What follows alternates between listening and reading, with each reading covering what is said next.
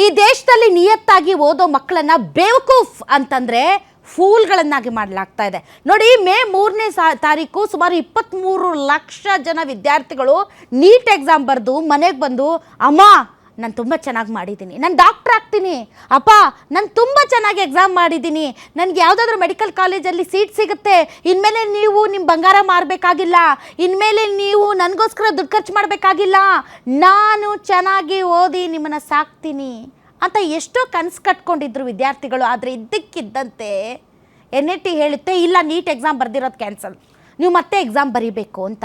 ನಿಮಗೆ ಒಂದು ಪರೀಕ್ಷೆ ನಡೆಸೋಕ್ಕಾಗದೇ ಇರುವಂಥ ನಾಲಾಯಕತನಕ್ಕೆ, ಹೊಣೆಗೇಡಿತನಕ್ಕೆ, ದುಡ್ಡಿಸ್ಕೊಂಡು ಚೇಲಾಗಳ ಥರ, ದಲ್ಲಾಳಿಗಳ ಥರ ವ್ಯವಹಾರ ಮಾಡೋದಕ್ಕೆ ನಮ್ಮ ಮಕ್ಕಳ ಭವಿಷ್ಯ ಬಲಿ ಕೊಡಬೇಕೇನ್ರಿ? ನೀವು ಯಾರಾದರೂ ಮಾತಾಡ್ತಿದ್ದೀರಾ? ನಿಮ್ಗೇನಾದರೂ ಮಾನ ಮರ್ಯಾದೆ ಇದೆಯಾ? ಈ ದೇಶದ ಸರ್ಕಾರಗಳ ಪ್ರತಿನಿಧಿಗಳಾಗಲಿ ಅಥವಾ ಎಜುಕೇಷನ್ ಮಿನಿಸ್ಟರ್ ಆಗಲಿ, ನೀವು ಏನಾದರೂ ಹೊಣೆ ಹೊತ್ಕೋತಾ ಇದ್ದೀರಾ? ಎಷ್ಟು ಸ್ಕ್ಯಾಮ್ಗಳು! ಪ್ರತಿ ಬಾರಿ ಪರೀಕ್ಷೆ ನಡೆದರೂ ಕೂಡ ಸ್ಕ್ಯಾಮ್ ಮೇಲೆ ಸ್ಕ್ಯಾಮ್. ಕಳೆದ 10 ವರ್ಷಗಳಲ್ಲಿ ಸುಮಾರು 90ಕ್ಕೂ ಹೆಚ್ಚು ಸ್ಕ್ಯಾಮ್ಗಳು ಈ ರೀತಿಯಾದಂಥ ಕಾಂಪಿಟೇಟಿವ್ ಎಕ್ಸಾಮ್ಗಳಲ್ಲಿ ನಡೆದಿದೆ. ಯಾರೂ ಮಾತಾಡಲ್ಲ, ಯಾರೂ ಹೊಣೆ ಹೊತ್ಕೊಳ್ಳಲ್ಲ, ಯಾರೂ ರಾಜೀನಾಮೆ ಕೊಡಲ್ಲ, ಯಾರಿಗೂ ಸಂಬಂಧ ಇಲ್ಲ. ಅದೇ ಕಾಂಗ್ರೆಸ್ ಮೇಲೆ ಮಾತಾಡಿ ಅಂತಂದರೆ ಊರಿಗೆ ಮುಂಚೆ ಪ್ರೆಸ್ ಮೀಟ್ ಮಾಡ್ತಾರೆ. ಡೀಸೆಲ್ ಪೆಟ್ರೋಲ್ ಬಳಸಬೇಡಿ ಅಂತ ಅಂತೀರಾ, ಬಂಗಾರ ಬಳಸಬೇಡಿ ಅಂತ ಅಂತೀರಾ, ಎಣ್ಣೆ ಬಳಸಬೇಡಿ ಅಂತೀರಾ. ಇವತ್ತು ನಮ್ಮ 23 ಲಕ್ಷ ವಿದ್ಯಾರ್ಥಿಗಳ ಜೀವನ ಡೋಲಾಯಮಾನವಾಗಿದೆಯಲ್ಲ, ಅದ್ರ ಬಗ್ಗೆ ನೀವು ಯಾರಾದರೂ ಮಾತಾಡ್ತಿದ್ರೇನ್ರಿ ನೀವು? ಯಾಕೆ ಅವ್ರು ವೋಟ್ ಬ್ಯಾಂಕ್ ಅಲ್ಲ ಅಂತನಾ? ಅದೇ ಅವ್ರು ವೋಟ್ ಬ್ಯಾಂಕ್ ಆಗಿದ್ರೆ ಇಡೀ ವ್ಯವಸ್ಥೆ ಬೀದಿಗೆ ಬಂದು ಹೋರಾಟ ಮಾಡ್ತಾ ಇತ್ತು. ಪ್ರತಿಪಕ್ಷಗಳು ಇದ್ರೂ ಸತ್ತಂತೆ. ಆಡಳಿತ ಪಕ್ಷದಲ್ಲಿ ಯಾರು ಉತ್ತರ ಕೊಡೋದಿಲ್ಲ. ಯಾಕೆಂದರೆ ಚುನಾವಣೆ ಗೆಲ್ತಾ ಇದ್ದಾರಲ್ಲ. ವೆಸ್ಟ್ ಬೆಂಗಾಲ್ ಗೆದ್ದರು, ಅಸ್ಸಾಂ ಗೆದ್ದರು, ಇಡೀ ದೇಶದಾದ್ಯಂತ ಗೆದ್ದರು. ಹೀಗಾಗಿ ಜನ ಏನು ಮಾಡಿದ್ರು ನಮ್ಗೆ ಓಟ್ ಹಾಕ್ತಾರೆ ಅನ್ನೋವಂಥದ್ದು ಇವ್ರಿಗೆ ಬಂದು ಬಿಟ್ಟಿದೆ. ಹೀಗಾಗಿ ಯಾರು ಮಾತಾಡಲ್ಲ.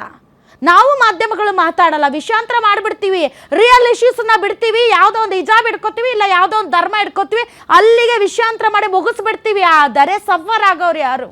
ಮಕ್ಕಳು. ಮಾನಸಿಕ ಕ್ಷೋಭೆಯಿಂದ ಒಂದು ಮಗು ಹೇಳುತ್ತೆ, ದೇವ್ರು ನಮ್ಮನ್ನು ಪರೀಕ್ಷೆ ಮಾಡ್ತಾ ಇದ್ದಾರೆ ಅಂತ. ದೇವ್ರು ಪರೀಕ್ಷೆ ಮಾಡ್ತಾ ಇಲ್ಲ. ಈ ನಾಲಾಯಕಗಳು, ಈ ಕಿತಾಪತಿ ಕೋತಿಗಳು, ಕಚ್ಚಡಗಳು ಮಾಡಿರುವಂಥ ಈ ದೊಡ್ಡ ಭ್ರಷ್ಟಾಚಾರವನ್ನು ನೋಡಿ ದೇವರೇ ದಂಗಾಗಿ ಹೋಗಿದ್ದಾರೆ. ಇಂಥ ಕಚ್ಚಡಗಳಿಗೆ ನಾನು ರೂಪಿಸ್ಬಿಟ್ನಲ್ಲ ಅಂತ. ಈ ವ್ಯವಸ್ಥೆ ಬಗ್ಗೆ ಯಾರು ಏನು ಮಾತಾಡಲ್ಲ. ಒಂದು ಸರಿನಾ, 2 ಸರಿನಾ? 2021, 2024, 2026 ಪದೇ ಇದೇ ಆಗ್ತಾ ಇದೆ. ಒಂದು ನೆಟ್ಟಗೊಂದು ಪರೀಕ್ಷೆ ಮಾಡೋಕ್ಕೆ ನಮ್ಗೆ ಯೋಗ್ಯತೆ ಇಲ್ಲ ಅಂತಂದರೆ ಕೇಳಬಾರ್ದು. ಪ್ರಶ್ನಿಸುವಂಥ ಹಕ್ಕು, ಅಧಿಕಾರ ಈ ಭಾರತದಲ್ಲಿ ಯಾರಿಗೂ ಇಲ್ಲ. ಪ್ರಶ್ನೆ ಕೇಳಿದ್ರೆ ತಪ್ಪು.